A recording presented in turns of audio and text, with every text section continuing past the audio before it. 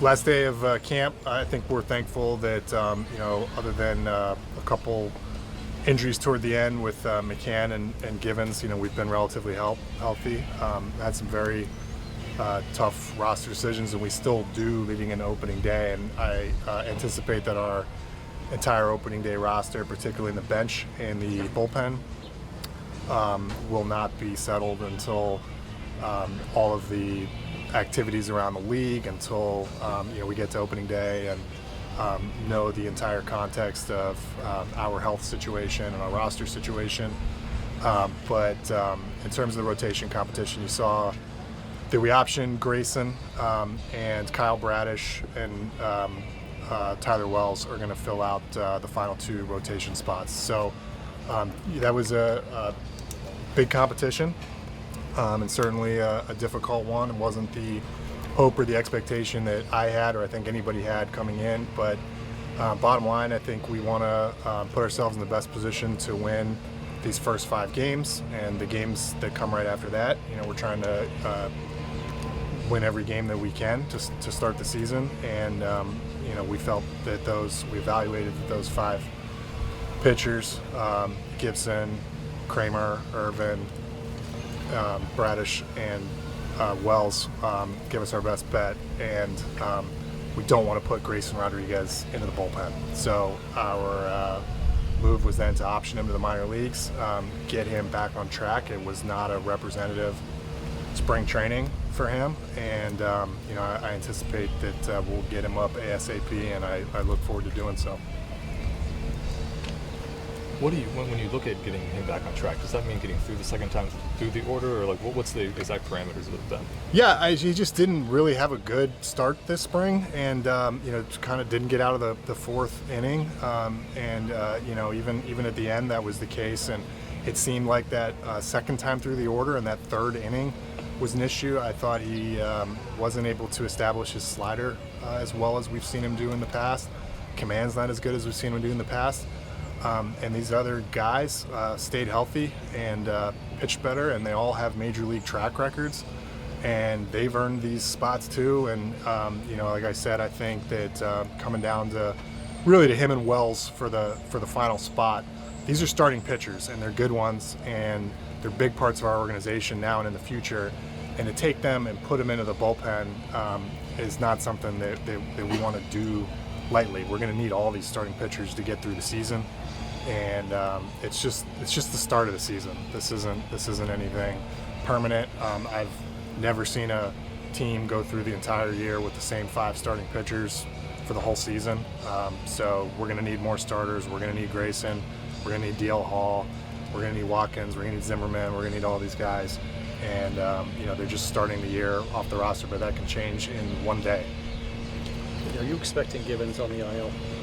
At this point, yeah, we're expecting Givens on the IL. Hopefully, it's not too long, but I don't see a way to get him ready for the season now. So with him, he's doing fine. He's doing better. I mean, I know he walked off the other day, but I don't think it's anything catastrophic. It just didn't feel great, and now it's put him behind in terms of really getting ready. So he's going to be late to join the team. I don't have a timetable yet, but I'm hopeful that it's possibly even like a first half of April thing.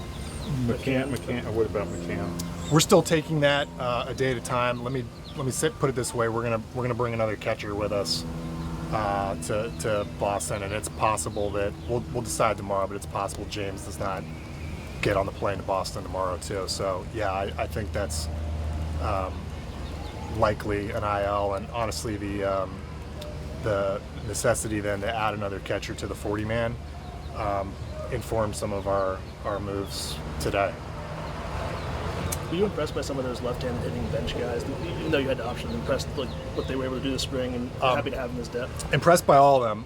Let me just touch on the whole group. I mean, we both internally and externally had a lot of competition for a couple of bench spots and first base and also corner outfield.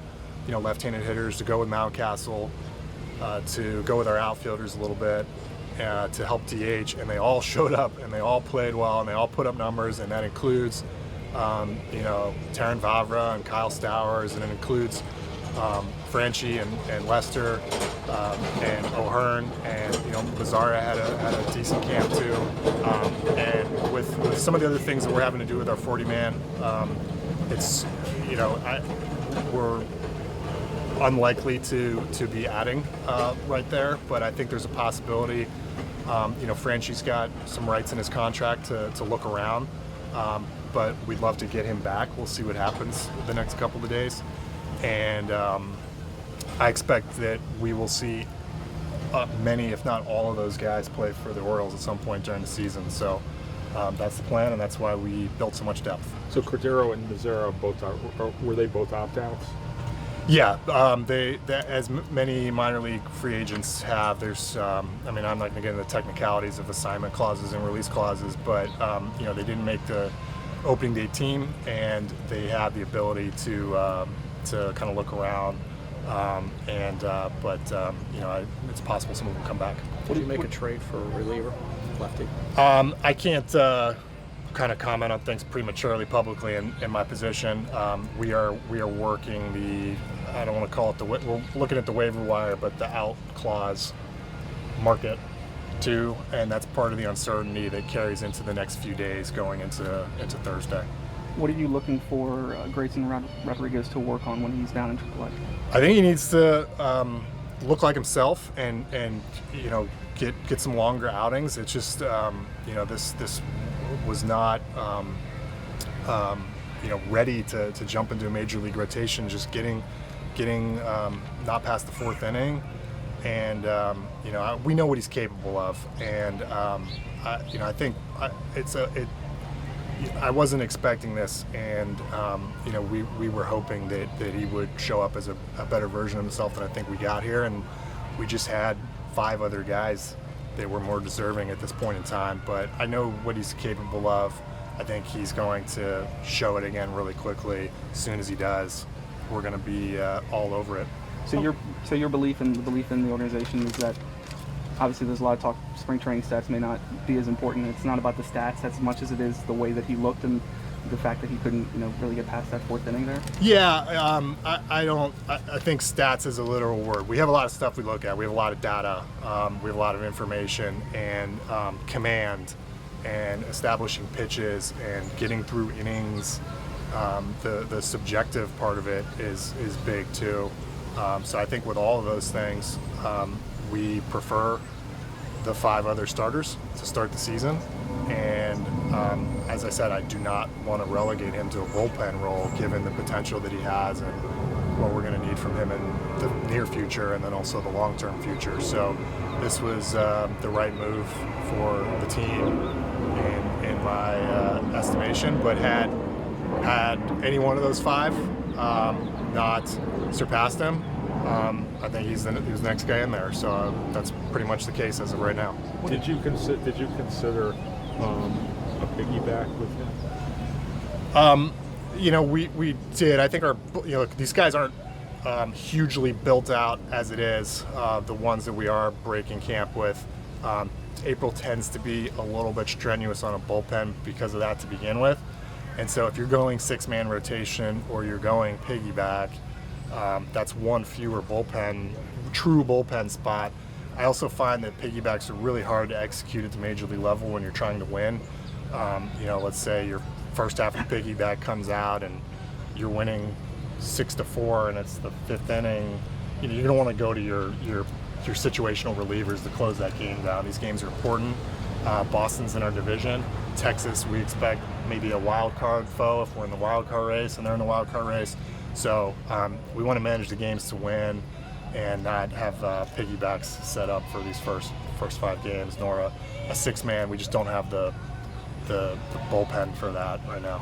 What impressions did Jordan Westburg make, and how realistically did he have maybe a shot at an outside chance at making the roster? I think if we'd had some injuries on the position player side, he was right there. I think that's a big part of why he was there all the way through the end of camp. But he's really close. He's had 400 plate appearances in AAA. He's had this really good spring training now under his belt. He continues to open eyes, and look, when we've viewed our big time prospects to be ready, Adley, Gunnar, we bring them up, and so far they've done pretty well. And a big part of it is because I feel like we know what we're doing with these promotions. We want guys of this caliber to come up and stay up. I don't like sending guys up and back. We've had to do it with DL Hall just because of some circumstances with his health and his innings and all that stuff. But I want these guys to come up and stay, and I expect that's going to be the case for Westberg. I expect it's going to be soon, and I expect he's going to do really well. But I feel like this is something that I feel like we have a systematic way of assessing when these guys are ready to come up and impact the team and be there to stay, and we'll let the track record kind of speak for that. You mentioned DL. Just how much are you looking forward to him getting stretched back out and kind of getting him back in that starters mix as an option? I think this is honestly the best that he has looked since being in major league camps, and it's interesting because this wasn't the hardest throwing velocity that he's had, but the strikes, the tempo, the pitchability that we've seen, he looked great. I thought he had some bad luck, and especially in Philly, I think we didn't catch a fly ball or something like that, and the inning stretched out. But he's in a really good spot. He's just nowhere near built out. He missed the first 3 weeks. He only threw like 3 innings officially or something. We need to get him stretched out. I do not want to make him a reliever right now. He's too good, and we want to build him back up as a starting pitcher. And look, if we're in the position where the 5 guys that we have now are throwing well, and Grayson's throwing well, and DL's throwing well, and others in that group are throwing well, I think we'll be very happy to sort that problem out. But this is baseball. We're expecting some injuries and some ups and downs, and going to be a long year. So going back to what you said about looking around and the bench wasn't set. The bench wasn't totally set yet. So Stowers, McKenna, Vavra, those guys haven't been told they're officially making the club. If they haven't been optioned, I think that's somewhat instructive right now. But look, it's Monday. We don't set the rosters till Thursday. There's the entire league with opt-outs and putting guys on waivers and all kinds of crazy stuff. And, I just kind of wait to speak to things when it's time to speak to things in this business, because some stuff can happen. In the winter, you spoke of playoffs aspirations for this team. As camp ends, is that still the goal throughout the organization, that this team is built so that it can make the playoffs? It is for me. Look, we're right in the thick of things. We don't have it easy, and we're still young. And some of these guys are going to make step forward. Some of them are going to regress. But I think it's a really talented team. I think we're starting off with a solid rotation, and then the guys that I mentioned. That's a pretty exciting group, kind of backing them up in AAA. The bullpen's a little banged up right now. Hopefully, some of these guys that are going to get a shot to cover for Tate and Givens will step up and show us something like some of the guys did last year. And then the positional group is really strong. I think beyond 1 to 9. I think we've got great options at every position. It's a really good lineup. So it's going to be a really entertaining, exciting season. I think that we're going to be scrapping and clawing the whole way.